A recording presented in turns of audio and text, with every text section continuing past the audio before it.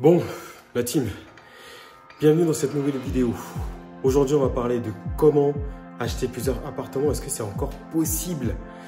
Alors, désolé pour la tenue, hein, j'étais en train de faire ma petite salle de sport. Comme vous le savez, en ce moment, le mood, il est pas ouf. Mais là, je me suis dit, bon, allez, je vais me motiver, je vais faire une petite vidéo comme ça, j'ai pas le choix.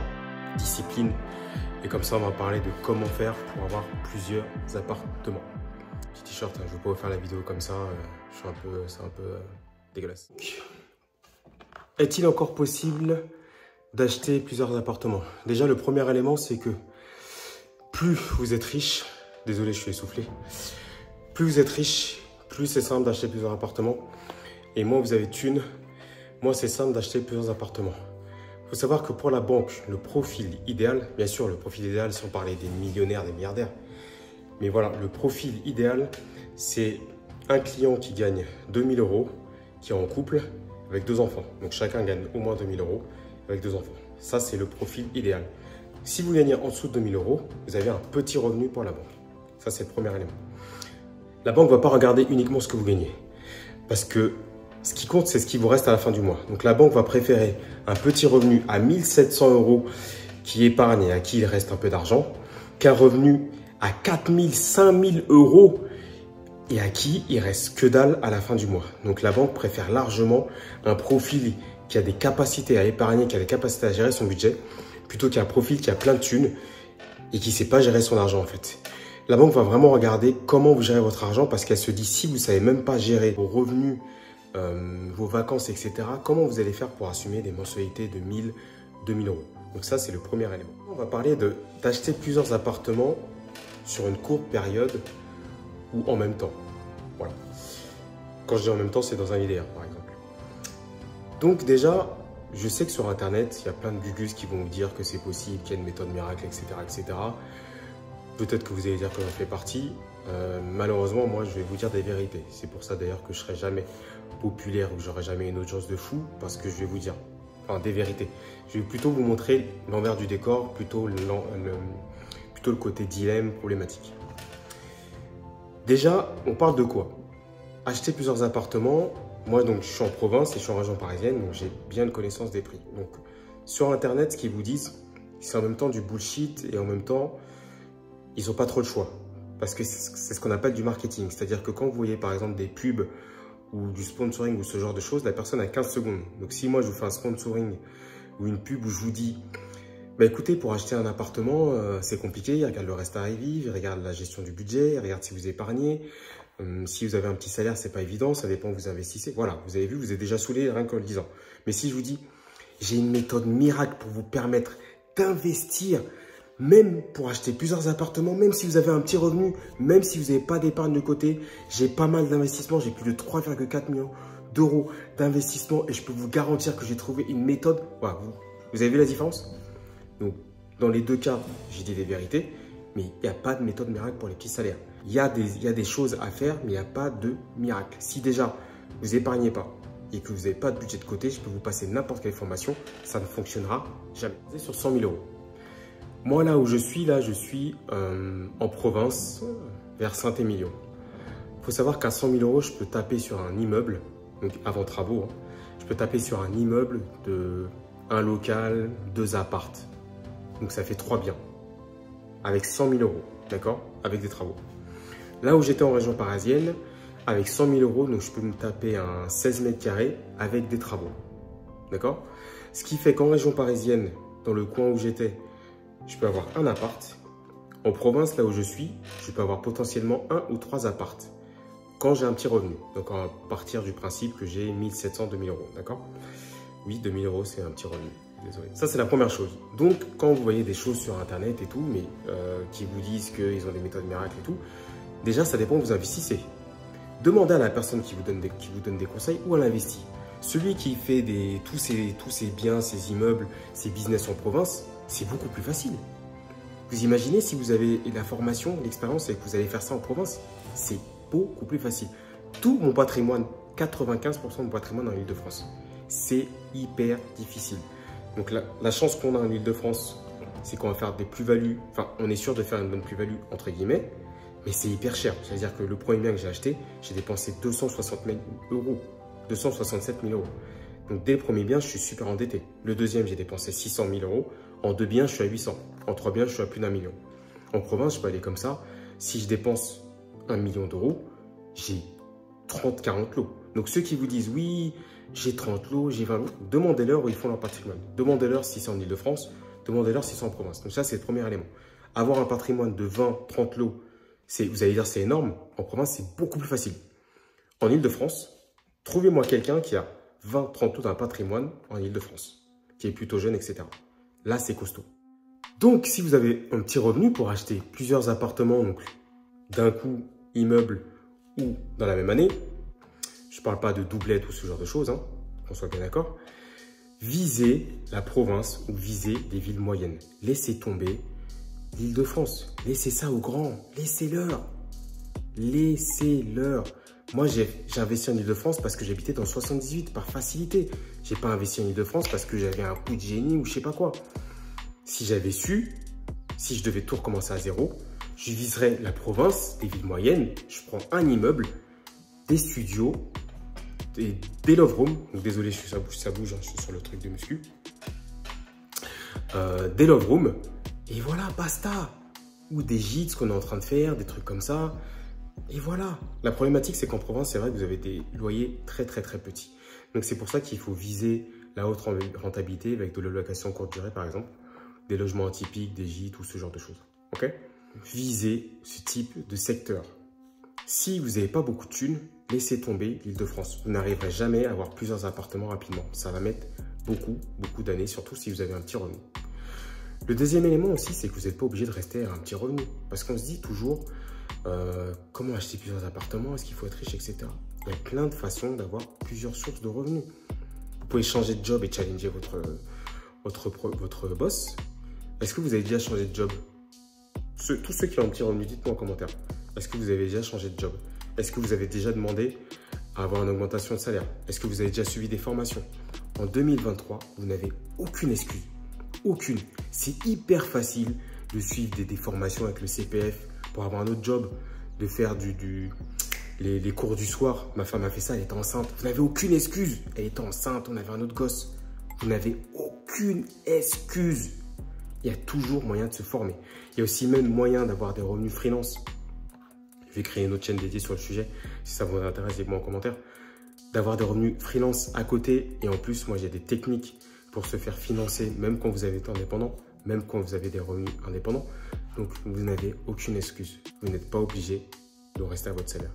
Donc, la technique numéro 2, c'est d'augmenter ses revenus. Voilà, tout simplement. Ensuite, le troisième point, ce qu'on va faire, c'est qu'il faut comprendre que la banque, c'est des êtres humains.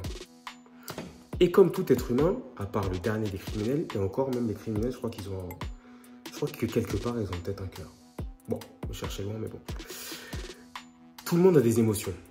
À partir du moment où tout le monde a des émotions, quand vous allez présenter votre projet à la banque, il faut que vous mettiez du storytelling, il faut que vous fassiez du marketing. Je vais vous donner un exemple. Par exemple, nous, on a investi là donc là où on est, donc c'est une maison XRP locatif et on a fait un gîte. La première chose aussi à faire, c'est d'identifier le profil de votre banquier. Est-ce que le banquier, c'est quelqu'un de terre à terre qui n'aime que les chiffres? Et là, vous allez parler que de chiffres et que d'oseille et de rentabilité. Est-ce que le banquier, c'est quelqu'un de plutôt émotionnel, sentimental? Et là, vous allez parler de vignes, de famille, de changement de vie, etc. etc. Est-ce que le banquier, c'est quelqu'un qui aime voir que vous maîtrisez le sujet? Et là, vous allez rentrer dans les choses de LMNP, fiscalité, optimisation fiscale. C'est pour ça que vous avez créé une SAS, parce que moi, j'ai créé une SAS pour optimiser, pour que tout ce qui est gestion du gîte soit dans la SAS, mais la SAS me verse un loyer à moi en nom propre, Willem, et moi qui rembourse le crédit en nom propre. Enfin, vous voyez, tout un montage comme ça avec des holdings et compagnie. Ou est-ce que la personne veut se sentir supérieur entre guillemets, et là, vous la laissez parler, vous la laissez maîtriser le sujet, vous mettez tous les éléments qu'il faut, vous montrez que vous me précisez, mais vous ne la prenez pas de haut. Voilà, donc il faut identifier le profil de la banquière, il faut identifier du banquier, il faut identifier son émotion, son niveau émotionnel et s'adapter en fonction. Dans votre dossier bancaire, vous mettez tous ces éléments-là factuels, les preuves, etc. Et quand vous l'avez au téléphone, quand vous discutez avec elle, vous vous adaptez à la situation. Il faut savoir que si vous présentez votre projet à quelqu'un, je vais vous donner un exemple. Vous présentez votre projet à quelqu'un, vous lui demandez de l'argent. Vous dites, tenez, bonjour, voici mon projet, j'aimerais que vous me prêtiez 100 000 € pour faire tel projet. S'il vous plaît, qu'est-ce que vous en dites? J'aimerais bien avoir une relation de partenariat avec vous, bosser avec vous, parce que j'apprécie cette banque, etc. Voilà, on ne sait pas si ça va passer, mais vous aurez beaucoup plus de chances de dire que bonjour, déjà vous dites bonjour, j'ai un projet immobilier. Voilà. Comment ça se passe? Est-ce qu'il faut que je vous envoie les documents, etc., etc. Donc déjà, vous ne savez même pas quel document il faut. Vous allez dans cette banque comme une autre, donc ça se trouve, vous sollicitez 50 000 banques et vous n'avez pas montré que vous sollicitez cette banque parce que cette banque a quelque chose de particulier. Il faut que vous montrez à votre interlocuteur et à la banque que vous allez les voir parce qu'elle a quelque chose de particulier. Il faut que vous fassiez sentir qu'ils sont spéciaux. C'est hyper, hyper important. Ensuite, le quatrième élément, ça va être la présentation, la façon de présenter son projet, son dossier bancaire. Ça, c'est hyper important. Ne demandez pas combien vous pouvez emprunter ou une simulation, etc. Ça, c'est juste pour les agents immobiliers ou les vendeurs pour les rassurer, etc., etc. Vous êtes un entrepreneur. Est-ce que vous croyez qu'un chef d'entreprise qui va ouvrir une franchise McDo, est-ce que vous croyez qu'un chef d'entreprise qui va ouvrir une boutique de diamants, est-ce que vous croyez qu'une chef d'entreprise qui va ouvrir un restaurant va demander au banquier combien je peux emprunter? Non. Il va mettre un business plan, il va dire « Je veux ouvrir un restaurant à Paris, ça va me rapporter 15 000, 30 000, 50 000 € par mois. Je vais dépenser 4 000, 5 000 € par mois. » Je vous dis des chiffres, hein, je dis des chiffres au hasard. Donc, il va me rester tant par mois. Il y aura un retour sur investissement rapide et je vais rembourser la mensualité très facilement. C'est comme ça que fonctionne un entrepreneur. Donc, vous devez fonctionner exactement de la même façon. Vous allez soumettre un projet avec les chiffres. Vous voyez quelles sont les émotions de la personne et vous vous adaptez à la personne pour pouvoir faire passer le dossier plus facilement. Dernier élément que vous allez mettre dans votre dossier bancaire, c'est que vous allez furtivement ou fictivement augmenter vos revenus. Lorsque vous présentez un dossier bancaire, vous pouvez expliquer par exemple que vous allez louer une partie. Si par exemple vous vous positionnez sur un immeuble de 3 appartements, vous dites qu'un appartement sera votre résidence principale et vous dites que les 2 autres seront en location. Même si aucun des 3 ne sera votre résidence principale, il faut que vous arriviez bien à distinguer la story que vous racontez à la banque et la réalité. Ça peut être totalement différent. Ce que vous racontez à la banque, c'est ce qui est crédible et ce qui doit fonctionner par rapport à ce que vous investissez. Il faut que ce soit crédible au niveau des chiffres, il faut que ce soit crédible au niveau de la story, et il faut que ça puisse convaincre la banque. On s'en fout de ce qui se passe en réalité. Il y aura juste peut-être des différences d'assurance de prêt, mais ça, je vous expliquerai ça dans une autre vidéo.